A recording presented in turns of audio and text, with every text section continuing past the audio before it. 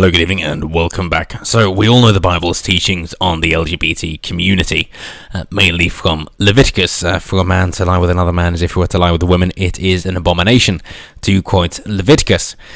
So, of course, as we are a Christian nation, when something like that is quoted or is referenced, it isn't deferred and said to say, yes, this is the kind of thing that we are built upon, and we understand the sanctity of marriage and that it is for the prosperity of children instead of what it has come to latterly be, which is just a business agreement. No, it is not instead what it was originally intended to be, which is to be united in the eyes of God and to go through the sacred of ceremonies in order to explain that it's till death do you part, but of course you would meet again in the afterlife. But it has instead become to say, yeah, so you're together, and when the woman invariably decides to leave the man, she's going to take half the stuff, and this is what it has become. No surprise then that we're seeing such a decrease in marriages and such an increase in divorces. Yes, one of two, and of course it's most bad in Hollywood, as they're the quote-unquote most progressive. But back across the pond to the UK, the better nation. What happened here? Well, this was a fee-paying boarding school, Trent College, that had their chaplain give such a sermon, and I will go over the most problematic bits, as they say. They just love the term problematic. I was like, yeah, so problematic, what does that mean? It means that it creates problems, it makes problems for people. So, right, who does it create problems for? The really sensitive people who have never struggled a day in their life. Okay, right. So, what was wrong with the word offensive? I was like, oh, that trigger warnings. So that really seems to be it, because the word problematic has replaced offensive. Let's not fuck about. And why is that? Well, you see, if it's offensive, then it can come down to being a matter of opinion. But problematic is just trying to give a dogmatic dictum on what is true and what is false. And that's why they use the term problematic, is to try and one-up you in the linguistic games. So when you read problematic, you just read it's offensive to sensitive people. I mean, that's what it always used to mean, and that's why they used to say it creates gross offence. But not anymore, that's just the legal definition that hasn't caught up. But these days it's problematic. And the problem is, the thin-skinned people can't deal with a little bit of pushback and just a little bit of interrogation into trying to understand why they're so offended at such inane, mundane, and quite open and honest discussions. So, Reverend Dr. Bernard Randall delivered a sermon in school chapel at Trent College near Nottingham 2019. Yes. But let's not judge the sins of the past by the values of the present. 2 whole years have gone by. Ex-Cambridge College chaplain defended pupils' right to question school's introduction of new LGBT policies. Following sermon, Dr. Randall was flagged to PREVENT, which normally identifies those at risk of radicalisation.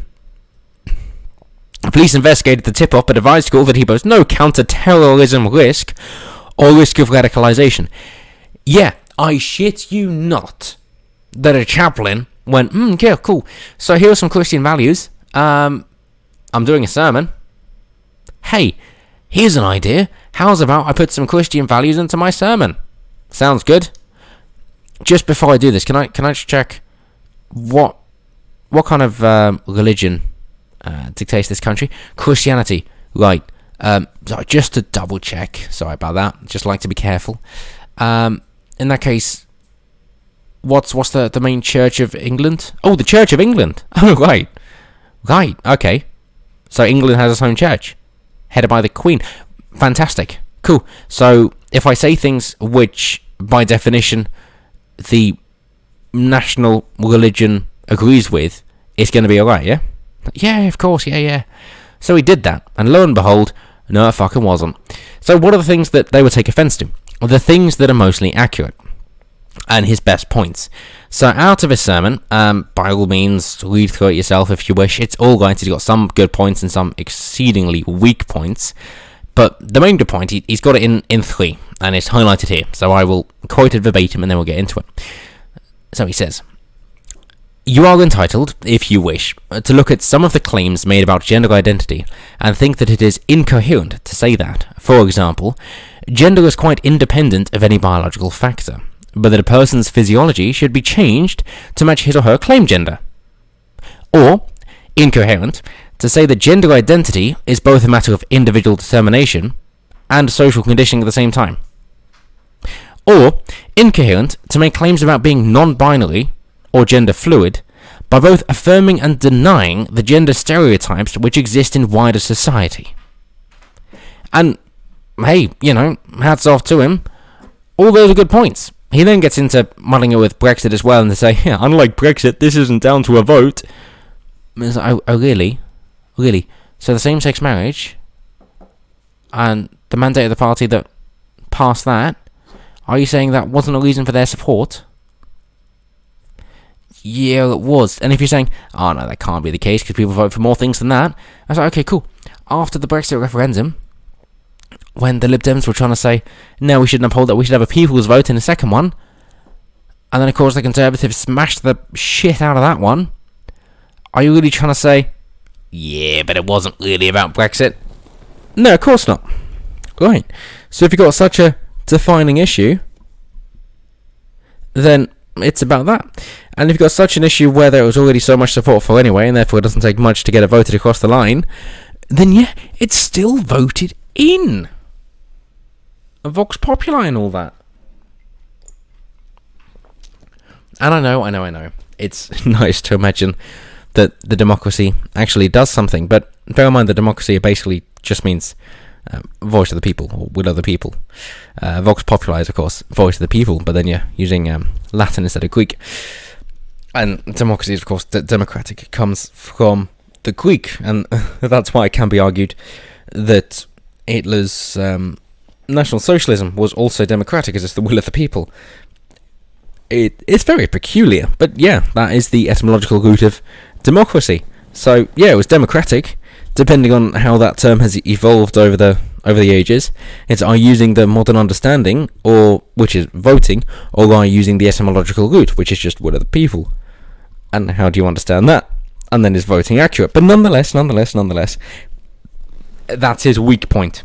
And he seems to be in support of Remain and opposed to Brexit. So they're not trying to get him on that. So it is simply this thing here, because they're the two divisive things that he was talking about. And of course also mentioning Leviticus, as I say, but only in passing and not by name, to say that it should just be sex should only happen in marriage for the purpose to procreate. And that's the point. Anything other could be considered immoral. Yeah, right, which doesn't just count same-sex relationships, of course. But, in terms of his incoherent statements, for example, let's take them one by one and then we'll wrap up. To say, gender is quite independent of any biological factor, but the person's physiology should be changed to match his or her claimed gender. Yes, so, again, gender is a social construct, essentially, and therefore whatever you say goes, and, biological sex doesn't actually exist, in which case you can just say you're something, and then you suddenly are. And yet, there's of course hormone replacement therapy and surgery in order to change people's physiology in order to fit into those gender roles. Which means sex, which means there's definitely some connection there, isn't there? Because it's not all about passing, is it? Let's be real. Okay, cool. Next one. Incoherent to say that gender identity is both a matter of individual determination and social conditioning at the same time. Yeah, so, again, gender is a social construct. Right. But also it just comes down to how that individual feels. So, well, yeah, you can't be both. You can't say it's a group and an individual matter at the same time, because, again, that doesn't bloody work. And the last one, to make claims about being non-binary or gender fluid by both affirming and denying the gender stereotypes which exist in wider society. Yes. That one isn't such a big one, really, because as far as I'm concerned, these are the most virtue-signaling tosspots of all, to try and say, yeah, I know you've got your own cute little categories, but I'm above that. I'm going to go between the two of them, because, yeah, who cares? I'm better than all that, and I found a way to transcend your binary determinations and that you have to be one or the other. Oh no. So non-binary and gender fluid don't tend to overlap. It's peculiar, because they do mean different things. Non-binary is trying to say there's a new third way. I do apologise if I gave you flashbacks of Blair there. But that's their point, to just be androgynous. Just smack bang in the middle. Just they can't decide what to do. And then gender fluid, to try and say, I'm one, now I'm the other, now I'm one, now I'm the other, now I'm one, now I'm the other. And so on and so forth. To try and say, it's all on a spectrum, man. You don't have to decide on one or the other.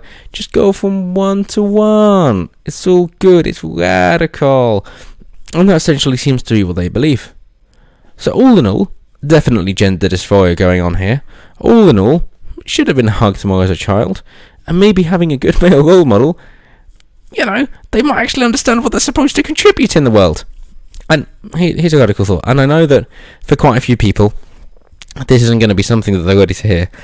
I do understand that, and it does take developing of gratitude in order to understand what it is that I'm about to say. But it is mirroring what John Cleese says, which is that everybody who is born, who exists at the moment, should feel the obligation to leave the world in a better place than when they joined it. And that is almost biblical, to say that you have that preordained sin that is going to stick with you forever, that you didn't do anything yourself to deserve. It just happens that your ancestors fucked up and therefore now you're fucked as well. But nonetheless, that is definitely something worthwhile to push forward, because let's be real, life is a gift. It's got its ups and downs, and some things are avoidable but some things are unavoidable, and for the vast majority of life, what you get out of it is because of what you put in. Yeah, luck and bad luck do play a part, but it is mainly down to you. Even if you can't control what happens to you, you can control what you do about it. And sometimes you can even turn something disastrous into something amazing. So yeah, you definitely can leave the world a better place than when you joined it, and the life is what you make of it. The purpose of life is to live it. And life is what you make of it. So how's about you put in some effort and actually do something worthwhile? Because the key takeaway for me, for all of this, every time, and I will sound like a broken record, is all these people, they're having a complaint about it. None of them have made anything worthwhile in their lives. And I'm sure we all know those kind of cunts in our life, that whenever you do something, I don't know, you buy a carpet, and you go, oh, I do like that, it kind of works with the decor. And they come and go, oh, why'd you get brown? You should have got grey. I've got grey's so much better. You go, oh, okay. And then your phone rings. Oh, why have you got that ringtone? You should have a different ringtone. It's so much better. Like, right. Okay. So, oh, why have you got granite worktop? You should have had marble. It's so much better. So, oh, why have you got that car? Instead of petrol, you should have gone diesel or hybrid or electric. It's so much better. And nothing is ever good enough for these pricks. But what do? Nothing. They have an office job, a corporate job, where they do nothing but complain. They put in the minimal amount of effort to make sure they don't get fired. And that's about it. Just enough to get paid, but not too little to get fired. And then they complain about it, but do nothing about it, because that's all they're good for. They just complain. And of course you should shut all these people out of your life, because they're not doing anything but dragging you down. But the same goes when places like Twitter give them a voice and suddenly pretend that their opinions are valuable. And they're fucking not. Not in the slightest. They're just using what other people have created. Like, okay, just to wrap up, let's go with Prevent. Let's say it was created with the best of intentions, sure, but this required people to say, we're concerned about terrorism and radicalization, therefore we're actually going to do something, create something, contribute in order to try and help others. That is what we are going to do. We are going to leave our legacy to make something to be able to help others. That's our intention, that is our outcome, that is our goal, and that is what we have achieved. Bloody brilliant, good job, well done. And then these other tosspots just come along, never having achieved a single thing in their lives or taken any meaningful risk whatsoever, to just say, yeah, cool. So there's something I don't like, and I'm going to use something that somebody else made in order to get rid of that first thing that somebody made. Yeah. I was like, okay, cool. What value are you contributing to society in any way whatsoever? Like, why should we value your opinion? Why should we listen to you? How are you worthwhile? Put bluntly. Like, I know that this goes back to universal suffrage being a bad idea, but really, these people giving this opinion, I was like, yeah, cool. So what have you done which actually makes your opinion worthwhile? How do you know what you are talking about? And why should we listen to you if you're not providing anything of value to anybody else? I mean, on the flip side, and quite frankly, what I would do with the vast majority of these cases, if it ever came to me, is to say, right, I'm actually taking a risk in trying to do something worthwhile. I'm not going to get everything right first time. I'm not going to pretend that I am. But my intentions are in order to help other people, and I'm taking the risk in order to make that happen. If it all fucks over, then I'm the person who has taken 100% of the risk and 100% of the failure.